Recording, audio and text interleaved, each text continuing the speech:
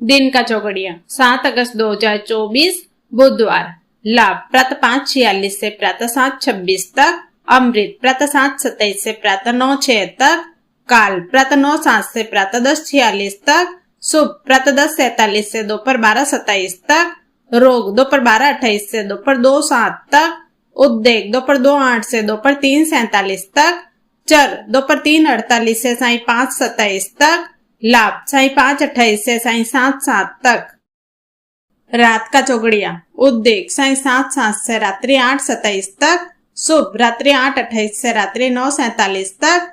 अमृत रात्रि 9:48 से रात्रि 11:07 तक। चर रात्रि 11:08 से रात्रि 12:27 तक। रोग रात्रि 12:28 से रात्रि 1:47 तक। काल रात्रि 1:48 से रात्रि 3:07 तक। लाभ रात्रि 3:08 से प्रातः 4:27 तक। उद्योग प्रातः 4:28 से प्रातः